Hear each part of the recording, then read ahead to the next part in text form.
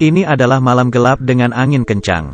Seorang pria, Aman, dengan lampu penembang di kepalanya, berjuang menyeret tubuh istrinya, Mimi, melakukan perjalanan keras di hutan belantara. Setengah jam kemudian akhirnya Aman ini menemukan lubang besar. Setelah dia menggali cukup dalam lubang itu, dia pun memasukkan mayat istrinya Mimi itu ke dalam lubang tersebut. Masalah pun selesai. Aman pun bernapas lega. Sambil istirahat dia pun merokok. Siapa sangka seekor serangga merangkak di atas tangani istrinya. Mata istrinya pun berkedip. Melihat hal itu, Aman ini pun kaget menggigil. Mayatnya benar bergerak atau mata saya yang salah? Apakah istrinya belum mati? Pria ini pun melompat masuk ke lubang, memukul wajah istrinya berulang kali, sampai wajah Mimi hancur dan tidak dikenali. Aman pun kelelahan kemudian bernapas lega. Setelah mengemasi barangnya, dia pun pulang mengendarai mobil. Aman masuk ke dalam rumah. Dengan lega duduk di atas sofa, menyalakan rokok, lalu menyalakan TV. Mimi di rumah tidak berani menonton acara kartun. Setelah Aman menonton kartun beberapa saat, Aman merasa haus. Dia pun berjalan menuju arah kulkas, mengambil sekotak susu. Tiba-tiba saja dia melihat Mimi istrinya, tanpa ada cedera duduk di atas kursi. Aman pun kaget dan memuntahkan susu di mulutnya. Susu yang ada di tangan pun terjatuh di lantai. Aman pun mendekati istrinya, yang pulang tanpa cedera sedikit pun. Aman pun begitu berani menghadapi keadaan ini. Dia berjalan dan duduk di depan kursi istrinya, ingin melihat bagaimana Mimi membalasnya. Mimi bahkan tidak mengungkit sama sekali bagaimana dia dikubur. Mimi kemudian berdiri, berjalan menuju kulkas. Pria yang merasa bersalah ini menoleh. Ternyata sebenarnya tujuan utama Mimi bukan dirinya, tetapi melainkan dapur rumah. Sejam kemudian, Mimi yang sudah lama tidak memasak di dapur, mengeluarkan semua bahan dari kulkas dan membuat banyak masakan. Meja makan besar dengan 60 meter, ditutupi penuh oleh makanan. Mimi memotong sepotong daging dan memberikan kepada pria ini. Aman yang baru saja mengubur istrinya pun kelaparan. Melihat daging sapi di depannya, dia pun mengambil pisau makan dan mulai memakannya. Mereka pun makan selama 2 jam.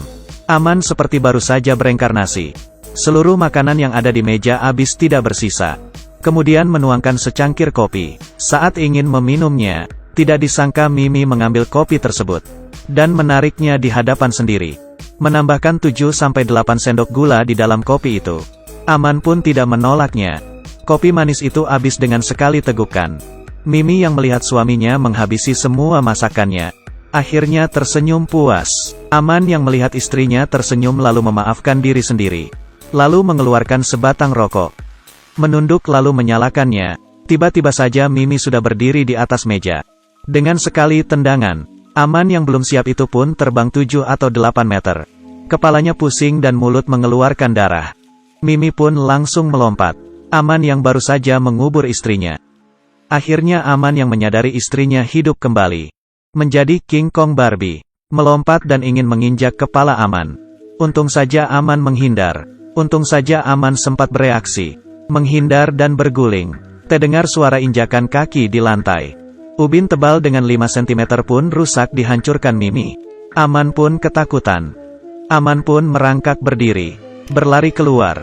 Melihat Aman yang akan berlari keluar, Mimi pun melempar sepasang pisau, melempar ke arah Aman. Saat pisau menancap di dinding, Aman pun lari. Mimi pun berhasil menggendong suaminya yang kuat, seperti menggendong anak ayam, dan melemparnya sejauh 7 atau 8 meter. Aman dilempar ke sana kemari. Akhirnya dia mendapatkan kesempatan kabur. Aman yang panik, dengan cepat masuk ke dalam toilet dan mengunci pintu. Tidak lama kemudian Mimi pun telah berdiri di depan toilet, dan mulai mendobrak pintunya. Tidak lama kemudian pintu kayu itu terjatuh dan roboh. Melihat tidak ada lagi jalan keluar, dan kemarahan istrinya, Aman menarik bel jam dinding, mengambil kesempatan saat Mimi tidak memperhatikannya, membuat Mimi tersungkur dan tidur kembali. Aman pun memindahkan Mimi ke mobil, memulai kembali perjalanan mengubur mayat Mimi, menggali lubang di hutan. Karena Aman sudah terbiasa, kali ini dia hanya membutuhkan setengah jam dan kembali ke rumah. Saat dia berdiri di depan kulkas mengambil susu, tiba-tiba saja terdengar ada suara air di dalam toilet. Dia buru-buru menghampiri toilet tersebut, lupa menutup keran air. dan membuat air meluap keluar. Aman pun dengan cepat menutup keran air tersebut. Tiba-tiba saja sepasang tangan keluar dari bak mandi, menarik Aman masuk ke dalam. Ternyata bak mandi tersebut sangat dangkal, membuat dia tidak melihat apapun. Mimi terus menekan Aman di dalam air. Akhirnya setelah mempertaruhkan nyawa Aman pun bisa memanjat ke atas. Kali ini membuat Aman benar-benar terkejut. Dia tidak berani lagi berada di dalam rumah. Dengan cepat berlari menuju mobil. Aman mempunyai rumah tetapi tidak bisa pulang. Aman pun memutuskan pergi ke kota mendatangi rumah si pembunuh. Dia mengambil semua tabungan untuk membunuh Mimi. Setelah mendapatkan uang, pembunuh pun langsung bergerak. Aman pun dengan lega berjalan pulang ke rumah. Saat perjalanan pulang, dia bertemu dengan seorang polisi. Bercak darah memenuhi seluruh mobil Aman. Masih ada luka segar di wajahnya. Kalau polisi melihat dengan cermat dia pasti akan ketahuan. Saat yang menegangkan, Aman pun mempunyai ide. Dia mengatakan kemarin adalah hari wanita. Sebagai suami yang baik, membiarkan istri memukulnya, apakah masuk akal? Melihat Aman baru saja dipukul istrinya. Polisi pun tertawa dengan keras. Lalu melepaskan Aman. Saat malam tiba, Aman pun kembali ke rumah. Pembunuh ini sangat menepati janjinya menyelesaikan misi ini. Dia pun melihat istirahat sudah tidak sadar di atas sofa.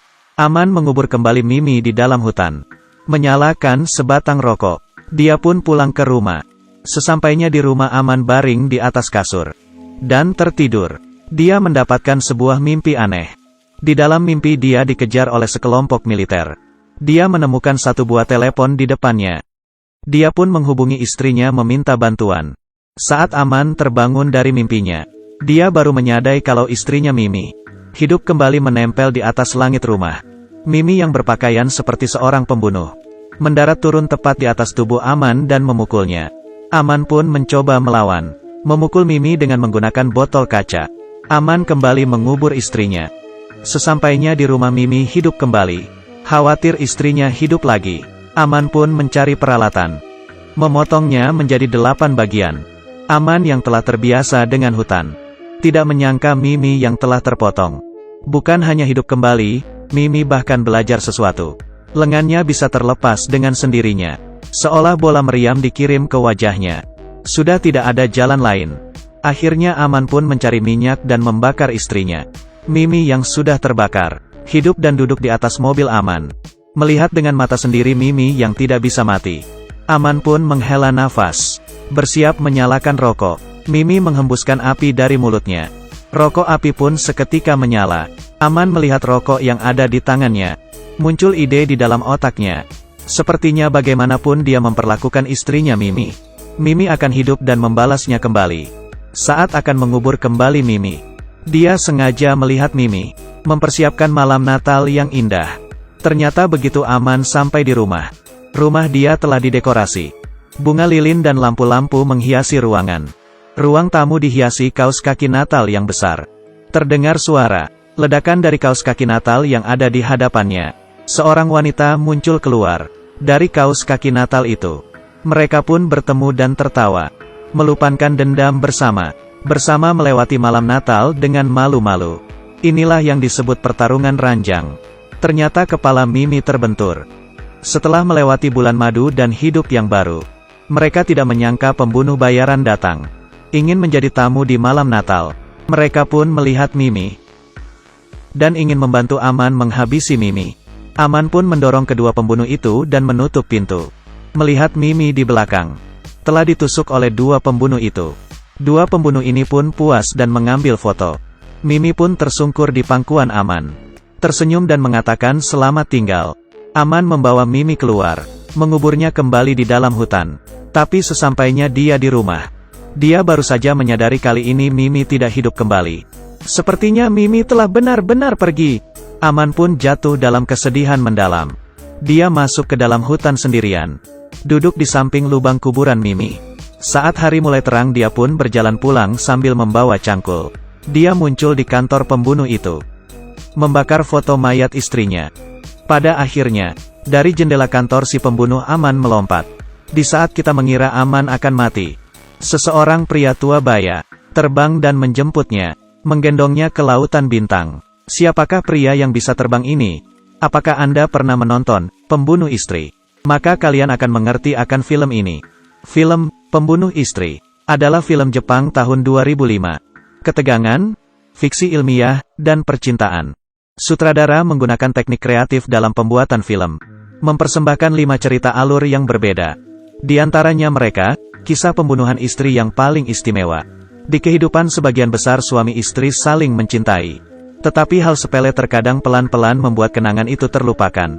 Yang tersisa hanyalah rasa ingin saling menyakiti. Sampai suatu saat berpisah, Anda akan menyesalinya. Baiklah, cerita film ini sampai di sini saja. Bagi yang menyukai tolong di like, kita jumpa lain waktu.